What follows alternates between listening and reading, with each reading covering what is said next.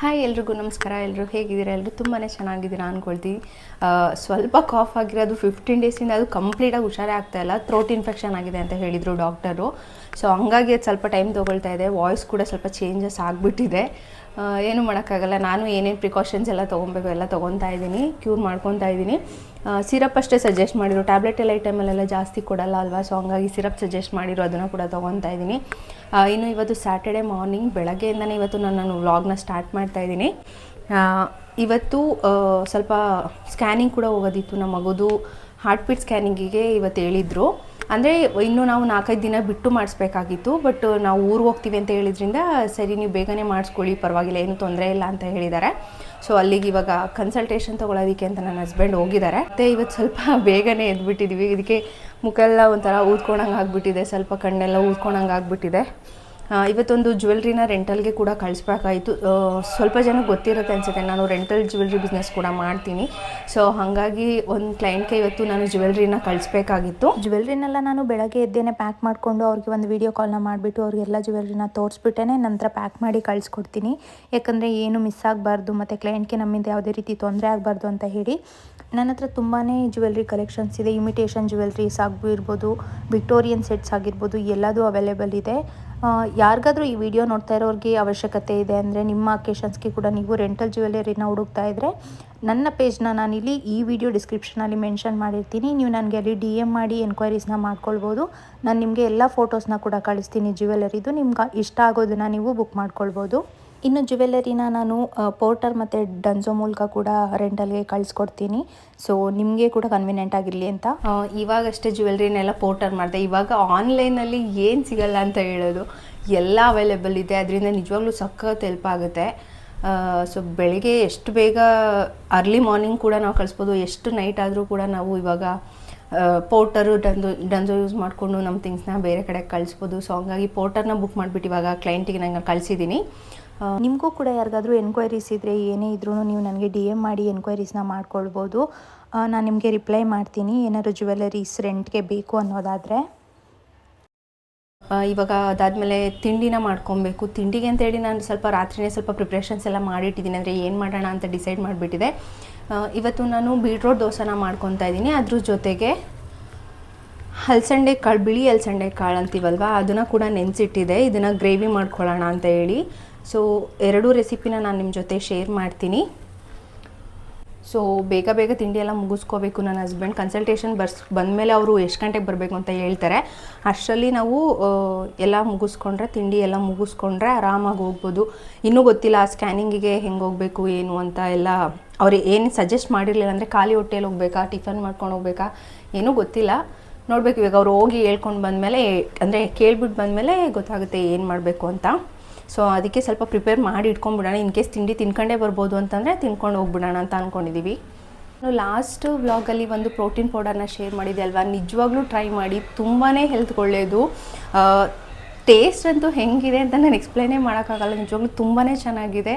ಯೂಶ್ವಲಾಗಿ ನನ್ನ ಹಸ್ಬೆಂಡ್ ಈ ಥರದ್ದೆಲ್ಲ ಏನೂ ಕುಡಿಯೋದೇ ಇಲ್ಲ, ಹಾಲು ಕುಡಿಯೋದೇ ಡೌಟು, ಅವ್ರು ಹಾಲೇ ಕುಡಿಯೋಲ್ಲ. ಸೊ ಹಾಗಾಗಿ ಈ ಪೌಡರ್ ಮಾಡಾದಮೇಲೆ ಡೈಲಿ ಅವರು ಕೂಡ ಕಾಫಿ ಟೀನ ಇಗ್ನೋರ್ ಮಾಡಿಬಿಟ್ಟು ಅದನ್ನೇ ಕುಡಿತಾ ಇದ್ದಾರೆ. ನಿಜವಾಗ್ಲೂ ತುಂಬಾ ಚೆನ್ನಾಗಿದೆ. ಒಂದ್ಸಲ ಟ್ರೈ ಮಾಡಿ. ಚಿಕ್ಕ ಮಕ್ಕಳು ಹಾಲು ಕುಡಿಯೋಲ್ಲ ಅಂದರೆ ನೀವು ಅವ್ರಿಗೂ ಕೂಡ ಅದನ್ನು ಕೊಡ್ಬೋದು. ಯಾವುದೇ ರೀತಿ ಸೈಡ್ ಎಫೆಕ್ಟ್ಸ್ ಇರೋಲ್ಲ, ತೊಂದರೆ ಇರೋಲ್ಲ. ನಿಜವಾಗ್ಲೂ ತುಂಬಾ ಟೇಸ್ಟಿಯಾಗಿರುತ್ತೆ. ಅವ್ರು ಕೂಡ ಇಷ್ಟಪಟ್ಟು ಹಾಲನ್ನ ಕುಡಿತಾರೆ. ಕುಡಿದೇ ಇರೋರು ಕೂಡ ಕುಡಿಬೋದು, ಅಷ್ಟು ಚೆನ್ನಾಗಿದೆ. ನಿಜವಾಗ್ಲೂ ಟ್ರೈ ಮಾಡಿ. ಇವತ್ತು ತಿಂಡಿಗೆ ಅಂತ ಹೇಳಿ ನಾನು ಬೀಟ್ರೋಟ್ ದೋಸೆ ಮಾಡ್ಕೊಳ್ಳೋಣ ಅಂದ್ಕೊಂಡಿದ್ದೀನಿ. ಈ ಟೈಮಲ್ಲಿ ಹೆಲ್ದಿ ಫುಡ್ನ ತಿನ್ನೋದು ತುಂಬಾ ಇಂಪಾರ್ಟೆಂಟು. ಹೆಲ್ದಿ ಲೈಫ್ನ ಫಾಲೋ ಮಾಡೋದು ಎಷ್ಟು ಸ್ವಲ್ಪ ಕಷ್ಟ ಅನಿಸ್ಬೋದು, ಬಟ್ ಆರೋಗ್ಯಕ್ಕೆ ನಿಜವಾಗ್ಲೂ ತುಂಬಾ ಒಳ್ಳೆಯದು. ನಾವು ಜಂಕ್ ಫುಡ್ಸ್ ಎಲ್ಲ ತಿಂದ್ಕೊಂಡು ಇಲ್ಲದೇ ಇರೋ ಕಾಯಿಲೆಗಳನ್ನ ತರಿಸ್ಕೊಂಡು ಹಾಸ್ಪಿಟ್ಲಿಗೆ ಕಟ್ಟೋ ದುಡ್ಡಲ್ಲೇ ನಾವು ಸ್ವಲ್ಪ ಸ್ಪೆಂಡ್ ಮಾಡಿ ಒಳ್ಳೆ ಫುಡ್ನ ತಿನ್ಬೋದು ಮನೆಯಲ್ಲೇ. ಸೊ ಹಾಗಾಗಿ ನಾನು ಎಲ್ಲ ಮೀಲ್ಸಲ್ಲೂ ಏನಾದರೂ ಒಂದು ಹೆಲ್ದಿ ಕಂಟೆಂಟ್ನ, ಅಂದರೆ ಹೆಲ್ದಿ ಫುಡ್ ಕಂಟೆಂಟ್ನ ಆ್ಯಡ್ ಮಾಡೋದಕ್ಕೆ ಟ್ರೈ ಮಾಡ್ತಾ ಇರ್ತೀನಿ. ಅದರಲ್ಲೂ ಈ ಟೈಮಲ್ಲಂತೂ ಹೆಲ್ದಿ ಫುಡ್ ಫಾಲೋ ಮಾಡಲೇಬೇಕು. ಯಾವುದೇ ರೀತಿ ಜಂಕ್ ಫುಡ್ಸ್ನ ತಿನ್ನೋಂಗಿಲ್ಲ. ಎವ್ರಿ ಟೈಮ್ ಹಾಸ್ಪಿಟಲ್ಗೆ ಹೋಗುವಾಗ ನಿಜವಾಗ್ಲೂ ಸಖತ್ ಭಯ ಇರುತ್ತೆ. ಅದರಲ್ಲೂ ಈ ಸಲ ಸ್ವಲ್ಪ ಇನ್ನೂ ಜಾಸ್ತಿ ಭಯ ಆಗ್ತಾಯಿದೆ. ಹಾರ್ಟ್ ಬೀಟ್ ರಿಲೇಟೆಡ್ ಅಲ್ವಾ, ಸೊ ಏನು ಹೇಳ್ತಾರೋ ಏನೋ, ಅದು ಯಾವ ಥರ ಸ್ಕ್ಯಾನಿಂಗ್ ಇರುತ್ತೆ ಅಂತ ನಂಗೆ ಗೊತ್ತಿಲ್ಲ. ನೋಡೋಣ. ಅವ್ರು ಲಾಸ್ಟ್ ಟೈಮ್ ಸ್ಕ್ಯಾನಿಂಗ್ ಹೋದಾಗ ಹೇಳಿರು ಇನ್ ಕೇಸ್ ಡಾಕ್ಟರ್ ಸಜೆಸ್ಟ್ ಮಾಡಿದ್ರಷ್ಟೇ ಸ್ಕ್ಯಾನಿಂಗ್ನ ಮಾಡಿಸ್ಬೇಕಾಗುತ್ತೆ, ಇಲ್ಲಾಂದರೆ ಅವಶ್ಯಕತೆ ಇಲ್ಲ ಅಂತ. ಬಟ್ ಡಾಕ್ಟರ್ ಮಾಡಿಸಿ ಅಂತ ಹೇಳಿದ್ದಾರೆ. ಅದು ಒಂದು ಕಡೆ ಭಯ ಇದೆ, ಏನು ಹೇಳ್ತಾರೋ, ಏನಕ್ಕೆ ಮಾಡಿಸಿ ಅಂತ ಹೇಳ್ತಾಯಿದ್ರು, ಏನಾದ್ರು ತೊಂದರೆ ಇದೆಯಾ ಅಂತ ಅನ್ನಿಸ್ತಾ ಇದೆ. ನೋಡಬೇಕು, ಅಲ್ಲಿ ಹೋದ್ಮೇಲೆ ಗೊತ್ತಾಗುತ್ತೆ ಏನಾಗುತ್ತೆ ಅಂತ. ಹೋಪ್ಫುಲಿ ಏನೂ ಪ್ರಾಬ್ಲಮ್ ಇಲ್ಲ ಅಂದರೆ ಸಾಕು. ಇನ್ನು ಬೀಟ್ರೋಟ್ ದೋಸೆ ಮಾಡ್ಕೊಳ್ಳೋಕ್ಕೆ ಅಂತ ನಾನು ಮಸೂರ್ ದಾಲ್ ಅಂತ ಹೇಳ್ತೀವಲ್ವ, ಮೈಸೂರು ಬೇಳೆ ಅಂತ ಹೇಳ್ತೀವಲ್ವ, ಅದನ್ನ ನೆನೆಸಿಟ್ಟಿದ್ದೀನಿ. ಯಾವ ರೀತಿ ರೆಸಿಪಿನ ಮಾಡೋದು ಅಂತ ನಾನು ಶೇರ್ ಮಾಡ್ತೀನಿ. ಅದ್ರ ಜೊತೆಗೆ ಯಾವುದೇ ರೀತಿ ಅಕ್ಕಿನ ನೆನೆಸಿಲ್ಲ, ಜಸ್ಟು ಮೈಸೂರು ಬೇಳೆನ ನೆನೆಸಿಟ್ಕೊಂಡಿದ್ದೀನಿ. ಕಂಪ್ಲೀಟ್ ರೆಸಿಪಿನ ಶೇರ್ ಮಾಡ್ತೀನಿ. ಇದಕ್ಕಿಂತ ಮುಂಚೆ ಇವಾಗ ನಾನು ಗ್ರೇವಿನ ಮಾಡ್ಕೊಳ್ಳೋದಕ್ಕೆ ಅಂತೇಳಿ ಫಸ್ಟು ಕಾಳನ್ನ ನಾನು ಕುಕ್ಕರ್ಗೆ ಹಾಕಿ ಬೇಯೋದಕ್ಕೆ ಇಟ್ಬಿಡ್ತೀನಿ. ಕಾಳನ್ನ ಇವಾಗ ನಾನು ಕುಕ್ಕರ್ಗೆ ಹಾಕ್ಕೊಂಡು ಸ್ವಲ್ಪ ಉಪ್ಪನ್ನ ಹಾಕಿ ಇದನ್ನು ಬೇಯೋದಕ್ಕೆ ಬಿಡ್ತಾಯಿದ್ದೀನಿ. ಆಮೇಲೆ ಮತ್ತೆ ಬೇಯೋದಕ್ಕೆ ಸ್ವಲ್ಪ ಟೈಮ್ ತೊಗೊಳುತ್ತೆ ಅಂತ ಹೇಳಿ ಈ ಥರ ಮಾಡ್ಕೊತಾ ಇದ್ದೀನಿ. ಕುಕ್ಕರ್ ಮುಚ್ಚಿ ಒಂದೇ ಒಂದು ವಿಜಿಲ್ ಬಿಟ್ಕೊಂಡ್ರೆ ಸಾಕು, ಗ್ರೇವಿ ಬೇಗನೆ ಮಾಡ್ಕೋಬೋದು. ಗ್ರೇವಿ ಮಾಡ್ಕೊಳ್ಳೋದಕ್ಕೆ ಅಂತೇಳಿ 2ರಿಂದ 3 ಚಿಕ್ಕ ಟೊಮೆಟೊನ ತೊಗೊಂಡಿದ್ದೀನಿ. ಇಲ್ಲಿ ನಾನು ಹುಳಿ ಟೊಮೆಟೊನ ತೊಗೊಂಡಿದ್ದೀನಿ, ನೀವು ಆ್ಯಪಲ್ ಟೊಮೆಟೊ ಇದ್ದರೆ ಕೂಡ ತೊಗೊಬೋದು. ಇದನ್ನು ಗ್ರೈಂಡ್ ಮಾಡಿ ಪ್ಯೂರಿ ಮಾಡಿ ಎತ್ತಿಟ್ಕೊಂಡೆ. ಮೊದಲು ದೋಸೆ ಬ್ಯಾಟರ್ನ ರೆಡಿ ಮಾಡ್ಕೊಂಬಿಡೋಣ ಅಂತೇಳಿ ನೆನೆಸಿಟ್ಟಿರೋ ಮಸೂರ್ ದಾಲ್ ಏನಿದೆ ಅದನ್ನು ಜಾರ್ಗೆ ಹಾಕ್ಕೊತಾ ಇದ್ದೀನಿ. ಇದನ್ನು ನೀವು ರಾತ್ರಿನೇ ನೆನೆಸಿಟ್ಟು ಬೆಳಗ್ಗೆ ರುಬ್ಕೊಂಡ್ರೆ ಸಾಕು, ಯಾವುದೇ ರೀತಿ ಫರ್ಮೆಂಟೇಷನ್ ಮಾಡೋ ಅವಶ್ಯಕತೆ ಇರೋದಿಲ್ಲ. ಇದಕ್ಕೆ ಸ್ವಲ್ಪ ಶುಂಠಿ, ಸ್ವಲ್ಪ ಬೆಳ್ಳುಳ್ಳಿನ ಹಾಕ್ಕೊಂಡಿದ್ದೀನಿ, ಒಂದು 4ರಿಂದ 5 ಹಸಿಮೆಣ್ಸಿಕಾಯಿನ ಹಾಕ್ಕೊಂಡಿದ್ದೀನಿ, ಒಂದು ಬೀಟ್ರೋಟ್ನ ತೊಗೊಂಡಿದ್ದೀನಿ. ಇದಕ್ಕೆ 1 ಸ್ಪೂನಷ್ಟು ಜೀರಿಗೆನ ತೊಗೊಂಡಿದ್ದೀನಿ. ಜೀರಿಗೆನ ಹಾಕ್ಕೊಂಡು ಸ್ವಲ್ಪ ನೀರು ಹಾಕ್ಕೊಂಡು ದೋಸೆ ಹಿಟ್ಟಿನ ಅದಕ್ಕೆ ನಾವು ಇದನ್ನು ರುಬ್ಬಿ ಇವಾಗ ಇದನ್ನು ನಾನು ಗ್ರೈಂಡ್ ಮಾಡ್ಕೊಂಡಿದ್ದೀನಿ. ಬ್ಯಾಟರ್ ಯಾವ ರೀತಿ ಬಂದಿದೆ ನೋಡ್ಬೋದು, ಕಲರ್ಫುಲ್ಲಾಗಿ ಬಂದಿದೆ. ಅಷ್ಟೇ ಟೇಸ್ಟಿಯಾಗಿ ಕೂಡ ಇರುತ್ತೆ, ಹೆಲ್ತ್ಗೆ ಕೂಡ ತುಂಬಾ ಒಳ್ಳೆಯದು. ಇವಾಗ ಇದನ್ನು ನಾನು ಒಂದು ಪಾತ್ರೆಗೆ ಶಿಫ್ಟ್ ಮಾಡ್ಕೊಂಡ್ಬಿಡ್ತೀನಿ. ಇಷ್ಟು ತಿಕ್ನೆಸ್ ಇದ್ದರೆ ಸಾಕು, ನೀವೇ ನೋಡ್ಬೋದು. ಇಷ್ಟು ತಿಕ್ನೆಸ್ ಇದ್ದರೆ ದೋಸೆ ತುಂಬಾ ಚೆನ್ನಾಗಿ ಬರುತ್ತೆ. ಮತ್ತೆ ಜಾಸ್ತಿ ನೀರನ್ನೆಲ್ಲ ಆ್ಯಡ್ ಮಾಡ್ಕೊಳಕ್ಕೆ ಹೋಗಬಾರ್ದು. ನಾನಿಲ್ಲಿ ಜಾರ್ನ ಕ್ಲೀನ್ ಮಾಡಿ ಸ್ವಲ್ಪ ನೀರನ್ನ ಹಾಕ್ಕೊಂತೀನಿ, ಒಂದಿಷ್ಟು ಅಷ್ಟೇ. ಉಪ್ಪನ್ನ ಹಾಕ್ಕೊಂಡು ಮಿಕ್ಸ್ ಮಾಡ್ಕೊಳ್ತೀನಿ, ಸಾಕು ಅನಿಸುತ್ತೆ. ಉಪ್ಪನ್ನ ಹಾಕಿ ಇದನ್ನು ಚೆನ್ನಾಗಿ ಮಿಕ್ಸ್ ಮಾಡಿ ಎತ್ತಿಟ್ಕೊಳ್ಳೋದಷ್ಟೆ. ಸೊ ಬೀಟ್ರೋಟ್ ದೋಸೆನ ಈಸಿಯಾಗಿ ಮಾಡ್ಕೊಳ್ಬೋದು, ಟೇಸ್ಟಿಯಾಗಿ. ಇವೇನಲ್ಲ, ಇದು ಇನ್ಸ್ಟಂಟ್ ದೋಸೆ, ಮತ್ತು ಯಾವುದೇ ರೀತಿ ನಾವು ನೈಟೇ ಮಿಕ್ಸ್ ಮಾಡಿಟ್ಟು ಫರ್ಮೆಂಟೇಷನ್ಗೆಲ್ಲ ಇಡಬೇಕನ್ನೋದು ಏನಿಲ್ಲ. ಕಾಳು ಕೂಡ ವಿಷಲ್ ಬಂದಿದೆ, ಒಂದು ವಿಷಲ್ ತೆಗೆದ್ಬಿಟ್ಟು ನೋಡ್ತೀನಿ ಬೆಂದಿದೆಯಾ ಅಂತೇಳಿ. ಬೆಂದೋಗ್ಬಿಡುತ್ತೆ ಒಂದು ವಿಷಲ್ಗೆಲ್ಲ, ತುಂಬಾ ಚೆನ್ನಾಗಿ ಬೆಂದೋಗ್ಬಿಡುತ್ತೆ. ಇವಾಗ ಚೆನ್ನಾಗಿ ಬೆಂದಿದೆ. ಇವಾಗ ಇದನ್ನು ಕೂಡ ಒಗ್ಗರಣೆ ಹಾಕ್ಕೊಂಡ್ಬಿಡ್ತೀನಿ. ಇದನ್ನು ಸಪ್ರೇಟ್ ಎತ್ತಿಟ್ಕೊತಾ ಇದ್ದೀನಿ ಕಾಳನ್ನ, ಯಾಕಂದರೆ ನೀರು ಜೊತೆನೇ ಇದ್ದರೆ ನೀರು ಜಾಸ್ತಿ ಆಗಿಬಿಟ್ರೆ ಗ್ರೇವಿಗೆ ಚೆನ್ನಾಗಿರಲ್ಲ ಅಂತ ಅಂದ್ಬಿಟ್ಟು ಸಪ್ರೇಟ್ ಮಾಡ್ಕೊತೀನಿ. ಆಮೇಲೆ ಗ್ರೇವಿಗೆ ಎಷ್ಟು ನೀರು ಬೇಕಾಗುತ್ತೆ ಅದನ್ನು ನಾನು ಇದೇ ನೀರನ್ನ ಯೂಸ್ ಮಾಡಿಕೊಂಡು ಗ್ರೇವಿನ ಮಾಡ್ಕೊಳ್ತೀನಿ. ಮೊದಲಿಗೆ ಇಲ್ಲಿ ನಾನು ಗ್ರೇವಿನ ಮಾಡ್ಕೊಳ್ಳೋದಕ್ಕೆ ಅಂತ ಹೇಳಿ ಒಂದು ಬಾಣಲೆನ ಇಟ್ಕೊಳ್ಳೋದಕ್ಕೆ ಪಲಾವ್ ಎಲೆ, ಚಕ್ಕೆ, ಲವಂಗ, ಹಾಗೆಯೇ ಏಲಕ್ಕಿ ಕಾಯಿನ ಹಾಕ್ಕೊಂಡು ಸ್ವಲ್ಪ ಸೋಂಪನ್ನ ಕೂಡ ಹಾಕ್ಕೊಂಡಿದ್ದೀನಿ. ನಂತರ ಸ್ವಲ್ಪ ಕಸೂರಿ ಮೇಥಿನ ಹಾಕ್ಕೊಂಡು ಜೀರಿಗೆ ಕೂಡ ಹಾಕ್ಕೊತಾ ಇದ್ದೀನಿ. ಇದಕ್ಕೆ ಜಜ್ಜಿಟ್ಟಿರುವಂಥ ಶುಂಠಿ ಮತ್ತು ಬೆಳ್ಳುಳ್ಳಿನ ಕೂಡ ಹಾಕ್ಕೊಂಡು ಸಣ್ಣದಾಗಿ ಹೆಚ್ಚಿಟ್ಟಿರುವಂಥ ಈರುಳ್ಳಿನ ಹಾಕ್ಕೊಂಡು ನಾನು ಸಣ್ಣದಾಗಿ ಹೆಚ್ಚಿಟ್ಟಿರುವಂಥ ಪಾಲಕ್ ಸೊಪ್ಪನ್ನ ಹಾಕ್ಕೊಳ್ತಾ ಇದ್ದೀನಿ. ಪಾಲಕ್ ಸೊಪ್ಪನ್ನ ಈ ನಡುವೆ ಅಂತೂ ನಾನು ವಾರದಲ್ಲಿ 2 ದಿನ ಅಥವಾ 3 ದಿನ ಊಟಕ್ಕೆ ಬಳಸೋದನ್ನು ಅಭ್ಯಾಸ ಮಾಡ್ಕೊಂಡ್ಬಿಟ್ಟಿದ್ದೀನಿ. ಕ್ಯಾಲ್ಶಿಯಂ, ಐರನ್ ಕಂಟೆಂಟ್ಗೋಸ್ಕರ ನ್ಯಾಚುರಲಾಗಿ ಇನ್ಕ್ರೀಸ್ ಮಾಡ್ಕೊಳ್ಳೋದಕ್ಕೆ. ಪಾಲಕ್ ಸೊಪ್ಪಂತೂ 2 ನಿಮಿಷಕ್ಕೆ ಬೆಂದೋಗ್ಬಿಡುತ್ತೆ. ಇವಾಗೆಲ್ಲ ಸ್ವಲ್ಪ ಬೆಂದಿದೆ. ಈ ಟೈಮಲ್ಲಿ ನಾನು ಈ ಟೊಮೆಟೊ ಪ್ಯೂರಿ ಮಾಡಿಟ್ಕೊಂಡಿದ್ವಲ್ಲ ಇದನ್ನು ಹಾಕ್ಕೊತೀನಿ.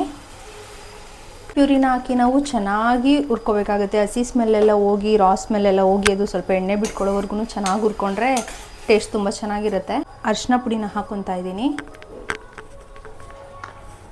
ಒಂದು ಅರ್ಧ ಸ್ಪೂನಷ್ಟು ಜೀರಿಗೆ ಪುಡಿನ ಹಾಕ್ಕೊತಾ ಇದ್ದೀನಿ. ಮತ್ತು ಒಂದು ಅರ್ಧ ಸ್ಪೂನಷ್ಟು ಧನಿಯಾ ಪುಡಿನ ಹಾಕ್ಕೊಂಡಿದ್ದೀನಿ. ಮತ್ತು ಇದಕ್ಕೆ 1 ಸ್ಪೂನಷ್ಟು ಅಚ್ಕಾರದ ಪುಡಿನ ಹಾಕ್ಕೊತಾ ಇದ್ದೀನಿ ಖಾರಕ್ಕೆ. ಅಚ್ಕಾರದ ಪುಡಿನ ಹಾಕ್ಕೊಂಡು 2ರಿಂದ 3 ನಿಮಿಷ ಚೆನ್ನಾಗಿ ಕುದಿಸ್ಕೋಬೇಕಾಗತ್ತೆ. ನೀರು ಎಷ್ಟು ಬೇಕೋ ಅದನ್ನು ನೀವು ನೋಡಿ ಹಾಕ್ಕೊಳ್ಬೋದು. ಇವಾಗ ಬೇಯಿಸಿಟ್ಟಿರುವಂಥ ಕಾಳನ್ನ ಹಾಕ್ಕೊಂಡು 2ರಿಂದ 3 ನಿಮಿಷ ಚೆನ್ನಾಗಿ ಕುದಿಸ್ಕೊಂಡು ಲಾಸ್ಟಲ್ಲಿ ಸ್ವಲ್ಪ ಕೊತ್ತಂಬರಿ ಸೊಪ್ಪನ್ನ ಹಾಕ್ಕೊಂಡ್ರೆ ಸಾಕು. ಗ್ರೇವಿ ಅಂತೂ ನಿಜವಾಗ್ಲೂ ತುಂಬಾ ಟೇಸ್ಟಿಯಾಗಿ ರೆಡಿ ಆಗುತ್ತೆ. ನಾನ್ ವೆಜ್ ಥರ ಫ್ಲೇವರ್ ಕೊಡುತ್ತೆ. ನಿಜವಾಗ್ಲೂ ಚಪಾತಿಗೆ, ದೋಸೆಗೆಲ್ಲ ತುಂಬ ಒಳ್ಳೆ ಕಾಂಬಿನೇಷನ್ನು.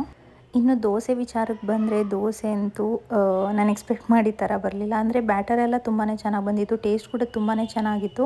ಬಟ್ ದೋಸೆನ ಹಾಕ್ಕೊಳ್ಳುವಾಗ ಈ ರೀತಿ ಸ್ವಲ್ಪ ಕಿತ್ತೋಗ್ತಾ ಇತ್ತು, ಏನಕ್ಕೆ ಅಂತ ಗೊತ್ತಿಲ್ಲ. ಹೆಂಚನ್ನ ನಾನು ತುಂಬ ಜಾಸ್ತಿ ಕಾಯಿಸ್ಕೊಂಡ್ಬಿಟ್ಟಿದೆ ಅಂತ ಅನಿಸುತ್ತೆ, ಅದರಿಂದ ಅದು ದೋಸೆ ಕರೆಕ್ಟಾಗಿ ಎದ್ದೇಳಲೇ ಇಲ್ಲ. ನಂತರ ಈ ಥರ ಸ್ವಲ್ಪ ತಿಕ್ಕಾಗೇ ಹಾಕ್ಕೊಂಡೆ, ತುಂಬ ತೆಳುವಾಗಿ ದೋಸೆ ಬರಲಿಲ್ಲ, ಬಟ್ ಚೆನ್ನಾಗಿ ಬಂತು. ಟೇಸ್ಟ್ ಎಲ್ಲ ತುಂಬಾ ಚೆನ್ನಾಗಿತ್ತು, ಟ್ರೈ ಮಾಡ್ಬೋದು. ಇನ್ ಕೇಸ್ ನಿಮಗೆ ಈ ಥರ ಕಿತ್ತೋಗ್ತಾ ಇದೆ, ದೋಸೆ ಎದ್ದೇಳ್ತಾ ಇಲ್ಲ ಅಂತ ಅಂದಾಗ ನಾನೇನು ಮಾಡ್ತೀನಿ, ಸ್ವಲ್ಪ ಗೋಧಿ ಹಿಟ್ಟನ್ನ ಬ್ಯಾಟರ್ಗೆ ಮಿಕ್ಸ್ ಮಾಡ್ಕೊಂಡ್ಬಿಟ್ಟು ಈ ಥರ ಪ್ಯಾನ್ ಕೇಕ್ ಥರ ಹಾಕ್ಕೊಂಡು ದೋಸೆನ ಮಾಡಿಕೊಂಡೆ. ಸ್ವಲ್ಪ ಮಂದವಾಗಿತ್ತು ಅಷ್ಟೇ, ಬಟ್ ಟೇಸ್ಟ್ ತುಂಬಾ ಚೆನ್ನಾಗಿತ್ತು. ಮೋಸ್ಟ್ಲಿ ನಾನು ಹೆಂಚನ್ನ ತುಂಬ ಜಾಸ್ತಿ ಕಾಯಿಸಿದ್ರಿಂದನೇ ದೋಸೆ ಆ ರೀತಿ ಕಿತ್ತೋಯ್ತು ಅಂತ ಅನಿಸುತ್ತೆ. ಆಮೇಲೆ ಸ್ವಲ್ಪ ಗೋಧಿ ಹಿಟ್ಟೆಲ್ಲ ಮಿಕ್ಸ್ ಮಾಡಿದ್ಮೇಲೆ ದೋಸೆ ತುಂಬಾ ಚೆನ್ನಾಗಿ ಬಂತು, ಟೇಸ್ಟ್ ಕೂಡ ತುಂಬ ಚೆನ್ನಾಗಿ ಬಂತು. ಟ್ರೈ ಮಾಡಿ ಒಂದು ಸರ್ತಿ. ಇವಾಗಷ್ಟೇ ತಿಂಡಿ ಎಲ್ಲ ಮುಗಿದ ತಕ್ಷಣ ಇವಾಗ ನಾವು ಹಾಸ್ಪಿಟಲ್ಗೆ ಹೊರಡಬೇಕು, ರೆಡಿ ಆಗಬೇಕು.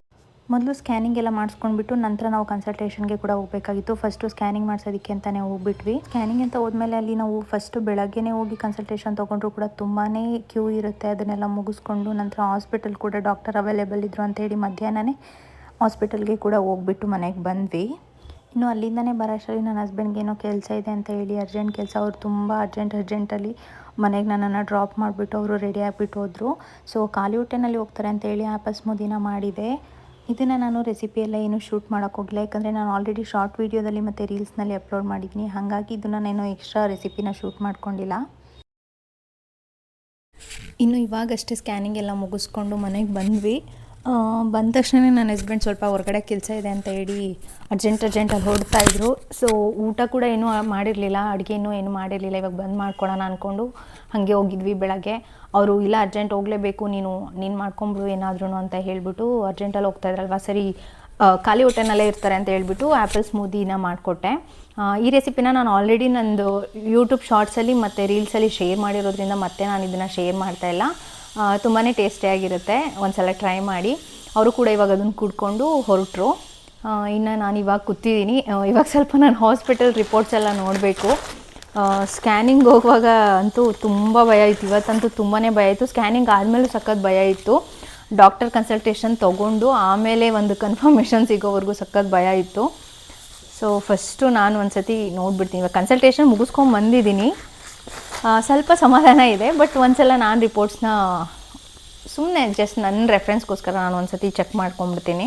ನಾವು ಆ್ಯನಿಮಲಿ ಸ್ಕ್ಯಾನ್ ಮಾಡಿಸಿದಾಗಲೇ ಅವ್ರು ಹೇಳಿದರು ಫೀಟಲ್ ಎಕೋ ಅಂತ ಒಂದು 3 ವೀಕ್ಸ್ ಆದಮೇಲೆ ಸ್ಕ್ಯಾನಿಂಗ್ ಮಾಡಿಸ್ಬೇಕಾಗತ್ತೆ ಅಂತ ಹೇಳಿದರು. ಆ ಡಾಕ್ಟರ್ ಸ್ಕ್ಯಾನಿಂಗ್ ಮಾಡ್ತಾರಲ್ವ ಆ ಡಾಕ್ಟರ್ ಹೇಳಿದರು. ಇನ್ ಕೇಸ್ ನಿಮಗೆ ಡಾಕ್ಟರ್ ಏನಾದರೂ ನಿಮ್ಮ ಕನ್ಸಲ್ಟೇಷನ್ ಎಲ್ಲಿ ಮಾಡಿಸ್ತಿದ್ದೀರಾ ಅವರೇನಾದ್ರು ಸಜೆಸ್ಟ್ ಮಾಡಿದ್ರೆ ಅಷ್ಟೇ ಮಾಡಬೇಕಾಗತ್ತೆ, ಇಲ್ಲಾಂದರೆ ಏನು ಅವಶ್ಯಕತೆ ಇಲ್ಲ ಅಂತ ಹೇಳಿದರು. ಡಾಕ್ಟರ್ಗೆ ನಾವು ಆ್ಯನಿಮಲಿ ಸ್ಕ್ಯಾನಿಂಗ್ದೆಲ್ಲ ರಿಪೋರ್ಟ್ ಎಲ್ಲ ತೋರಿಸಿದಾಗ ಅವರು ಇಲ್ಲ ಏನು ಪ್ರಾಬ್ಲಮ್ ಇಲ್ಲ, ಬಟ್ ಒಂದ್ಸಲ ಸ್ಕ್ಯಾನಿಂಗ್ ಮಾಡಿಸೋಣ ಅಂತ ಹೇಳಿದರು. ಹಾರ್ಟ್ ರಿಲೇಟೆಡ್ ಫೀಟಲ್ ಎಕೋ ಅಂತ ಅಂದ್ಬಿಟ್ಟು ಮಾಡಿಸೋಣ ಅಂತ ಹೇಳಿದರು. ಅದಕ್ಕೆ ಇವತ್ತು ಹೋಗಿದ್ವಿ. ಇನ್ನೂ ಸ್ಕ್ಯಾನಿಂಗ್ ಹೋದಾಗಂತೂ ಯಾವಾಗಲೂ ಭಯ, ಅದರಲ್ಲೂ ಇದು ಹಾರ್ಟ್ ರಿಲೇಟೆಡ್ ಅಂದರೆ ಸ್ವಲ್ಪ ಭಯ ಜಾಸ್ತಿನೇ ಇರುತ್ತೆ. ನನಗಂತೂ ಬೆಳಗ್ಗೆಯಿಂದ ಅದೇ ಒಂಥರ ಟೆನ್ಷನ್ ಆಗಿಬಿಟ್ಟಿತ್ತು. ಪ್ರದೀಪ್ ಕೂಡ ಹಾಗೆ ಟೆನ್ಷನ್ ಆಗಿದ್ದರು, ಏನಕ್ಕೆ ಇದು ಸ್ಕ್ಯಾನಿಂಗು ಏನು ಅಂತ ಎಲ್ಲ ಅಂದ್ಕೊಂಡು. ಸ್ಕ್ಯಾನಿಂಗ್ ಎಲ್ಲ ಯೂಶ್ವಲಿ ನಾನು ಸ್ಕ್ಯಾನಿಂಗ್ ಎಲ್ಲ ಮಾಡಿಸುವಾಗ ಆ ಡಾಕ್ಟರ್ ತುಂಬಾ ಫ್ರೆಂಡ್ಲಿ, ತುಂಬಾ ಕಮ್ಯುನಿಕೇಟ್ ಮಾತಾಡ್ತಾರೆ, ಮಾತಾಡಿಸ್ತಾ ಇರ್ತಾರೆ ಸ್ಕ್ಯಾನಿಂಗ್ ಮಾಡುವಾಗೆಲ್ಲ. ಮಧ್ಯದಲ್ಲಿ ಅದು ಇದು ಅಂತ ಏನೇನಾದರೂ ಕೇಳ್ತಾ ಇರ್ತಾರೆ, ಮಧ್ಯದಲ್ಲಿ ಜೋಕ್ಸ್ ಎಲ್ಲ ಮಾಡ್ತಾ ಇರ್ತಾರೆ. ಯೂಶ್ವಲಾಗಿ ಕಾನ್ವರ್ಸೇಷನ್ ಮಾಡ್ತಾನೆ ಇರ್ತಾರೆ ಸ್ಕ್ಯಾನಿಂಗ್ ಎಲ್ಲ ಮಾಡುವಾಗ. ಇವತ್ತು ಸ್ಕ್ಯಾನಿಂಗ್ ಮಾಡುವಾಗ ಅವ್ರು ಏನು ಮಾತೇ ಆಡಿಲ್ಲ, ಒಂದು ಮಾತು ಆಡಿಲ್ಲ. ಜಸ್ಟ್ ನೇಮ್ ಕೇಳಿದ್ರು, ಏಜ್ ಕೇಳಿದ್ರು, ಅದಾದಮೇಲೆ ಏನೂ ಮಾತೇ ಆಡ್ತಾಯಿಲ್ಲ. ಜಸ್ಟ್ ಅವ್ರ ಪಾಡಿಗೆ ಅವ್ರು ಸ್ಕ್ಯಾನ್ ಮಾಡ್ತಾಯಿದ್ದಾರೆ. ಅವ್ರ ವರ್ಕ್ ಏನಿದೆ, ಅವ್ರು ಏನೇನು ಚೆಕ್ ಮಾಡಬೇಕು ಎಲ್ಲ ಚೆಕ್ ಮಾಡ್ತಾಯಿದ್ದಾರೆ. ಬಟ್ ನಂಗೆ ಅವಾಗೆಲ್ಲೋ ಒಂದು ಕಡೆ ಭಯ ಸ್ಟಾರ್ಟ್ ಆಯಿತು, ಏನಾಗಿದೆಯೋ ಏನು ಕ್ಯೂರ್ ಇವತ್ತು ಮಾತಾಡ್ತಾಯಿಲ್ಲ ಅಂತ. ಯಾಕಂದರೆ ಯೂಶ್ವಲಾಗಿ ಅಷ್ಟು ಮಾತಾಡೋರು ಇವತ್ತು ಏನಕ್ಕೆ ಈ ಸ್ಕ್ಯಾನಿಂಗಲ್ಲಿ ಮಾತೇ ಆಡಿಸ್ತಾ ಇಲ್ವಲ್ಲ ಅಂತ ಅಂದ್ಕೊಂಡು ಸಖತ್ ಭಯ ಅನಿಸ್ತಾಯಿತ್ತು. ಆಮೇಲೆ ಲಾಸ್ಟಲ್ಲೂ ಅಷ್ಟೇ ಅವ್ರು ಏನೂ ಹೇಳಲಿಲ್ಲ. ಓಕೆ ರಿಪೋರ್ಟ್ಸ್ ಎಲ್ಲ ರಿಪೋರ್ಟೆಲ್ಲ ಕೊಟ್ಟಿದ್ದೀವಿ, ಹೋಗಿ ನೀವು ಡಾಕ್ಟರ್ನ ಕನ್ಸಲ್ಟ್ ಮಾಡ್ಕೊಳ್ಳಿ ಅಂತ ಹೇಳ್ಬಿಟ್ರು. ಸ್ಕ್ಯಾನಿಂಗ್ ರೂಮಿಂದ ಹೊರಗಡೆ ಬರೋವರೆಗೂ ಒಂಥರ ಸಖತ್ ಭಯ ಆಗಿತ್ತು. ಮತ್ತೆ ಕನ್ಸಲ್ಟೇಷನ್ಗೆ ಹೋಗಿ ಡಾಕ್ಟ್ರ್ ಏನು ಹೇಳ್ತಾರೋ ಅಂತ ಅಲ್ಲೊಂದು ಸ್ವಲ್ಪ ಇದು ಮಾಡ್ಕೊಳಕ್ಕೆ ಹೋಗಿ ನಾನು ಏನೂ ಶೂಟೇ ಮಾಡಲಿಲ್ಲ. ಹಾಸ್ಪಿಟಲ್ಗೆ ಹೋಗಿದ್ದೆಲ್ಲ ಏನೂ ಶೂಟ್ ಮಾಡ್ಕೊಳ್ಳೋಕ್ಕೆ ಹೋಗಲಿಲ್ಲ. ಅದು ಒಂಥರ ಬೇಜಾರಲ್ಲೇ ಇದ್ದೆ, ಏನಾಯಿತೋ ಏನಾಗಿದೆಯೋ ಏನೋ ಅಂತ.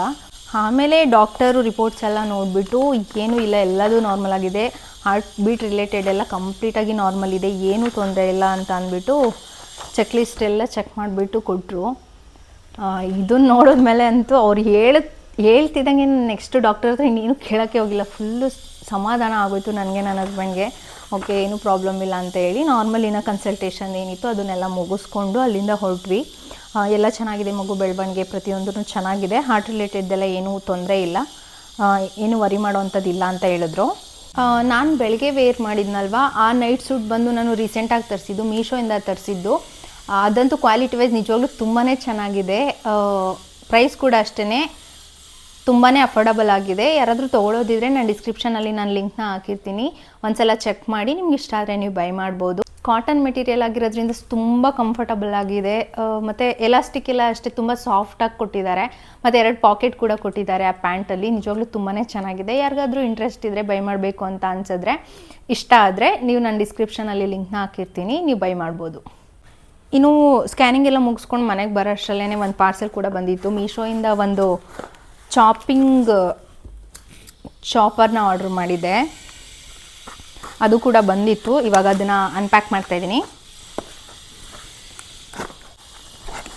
ಅಂದರೆ ಏನಾದರೂ ಅರ್ಜೆಂಟಲ್ಲಿ ತರಕಾರಿಗಳನ್ನ ಕಟ್ ಮಾಡಬೇಕು ಅಂದರೆ ಚಿಕ್ಕದಾಗಿ ಕಟ್ ಮಾಡಬೇಕು ಅಂತಂದರೆ ನನಗೆ ಈ ಥರದೊಂದು ಪ್ರಾಡಕ್ಟ್ ರಿಕ್ವೈರ್ಮೆಂಟ್ ಇತ್ತು.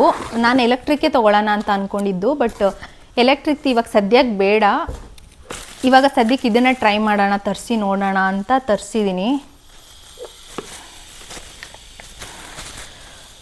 ಮೀಶೋಯಿಂದ ಆರ್ಡ್ರ್ ಮಾಡಿದೆ. ಇದು ಕಾಂಬೋನಲ್ಲಿತ್ತು, ನನಗೆ 2 ಕಾಂಬೋ ಇತ್ತು.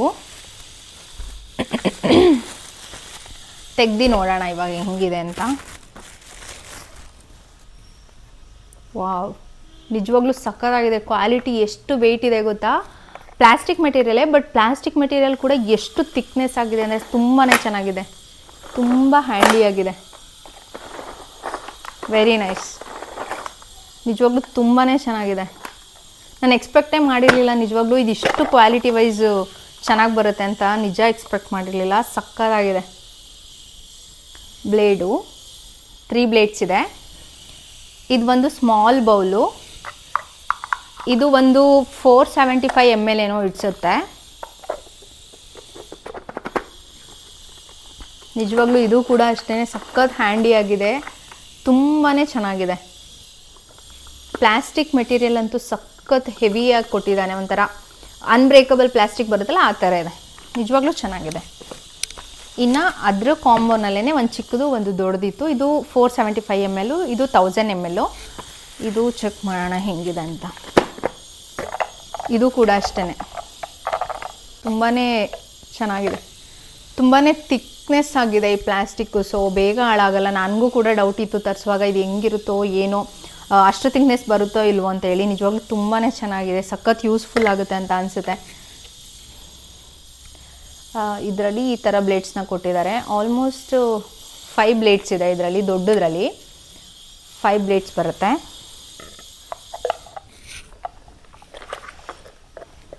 ತುಂಬ ಚೆನ್ನಾಗಿದೆ.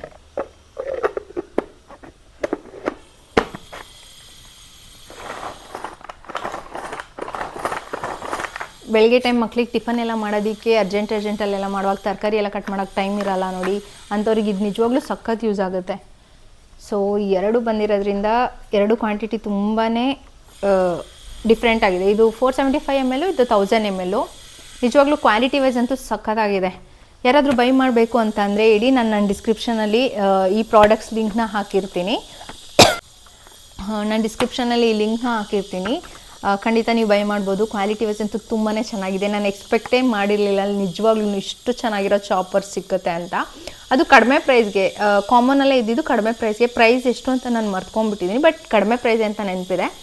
ನಾನು ಅದನ್ನು ಬೇಕಂದರೆ ಇಲ್ಲಿ ಸ್ಕ್ರೀನ್ಶಾಟ್ ಹಾಕಿರ್ತೀನಿ, ಒಂದ್ಸಲ ಚೆಕ್ ಮಾಡಿ. ಲಿಂಕ್ನ ಕೂಡ ನಾನು ಡಿಸ್ಕ್ರಿಪ್ಷನಲ್ಲಿ ಕೊಟ್ಟಿರ್ತೀನಿ. ಯಾರಿಗಾದ್ರೂ ಇಂಟ್ರೆಸ್ಟ್ ಇದ್ದು ನಿಮ್ಗೆ ಅವಶ್ಯಕತೆ ಇದೆ ಅಂದರೆ ನಿಜವಾಗ್ಲೂ ನೀವು ಬೈ ಮಾಡ್ಬೋದು. ಕ್ವಾಲಿಟಿ ವೈಸ್ ಅಂತೂ ತುಂಬಾ ಚೆನ್ನಾಗಿದೆ. 10 out of 9 ಕೊಡ್ತೀನಿ ಇದೆರಡರಿಂದ ಹೇಳಿ, ತುಂಬಾ ಚೆನ್ನಾಗಿದೆ. ಇನ್ನು ಈ ವ್ಲಾಗ್ ಕೂಡ ಇಷ್ಟೇ. ಈ ವ್ಲಾಗ್ನ ಕೂಡ ನಾನು ಇಲ್ಲೇ ಎಂಡ್ ಮಾಡ್ತಾಯಿದ್ದೀನಿ. ಯಾರೆಲ್ಲ ನನ್ನ ವೀಡಿಯೋಸ್ನ ಫಸ್ಟ್ ಟೈಮ್ ನೋಡ್ತಾ ಇದ್ದೀರಾ ದಯವಿಟ್ಟು ಸಬ್ಸ್ಕ್ರೈಬ್ ಮಾಡಿಕೊಂಡು ನೋಡಿ. ಹಾಗೆ ಯಾರೆಲ್ಲ ನನ್ನ ವೀಡಿಯೋಸ್ನ ಆಲ್ರೆಡಿ ನೋಡ್ತಾ ಇದ್ದೀರಾ, ವಿಡಿಯೋ ಇಷ್ಟ ಆದರೆ ಒಂದು ಲೈಕ್ ಕೊಡೋದನ್ನು ಮರಿಬೇಡಿ.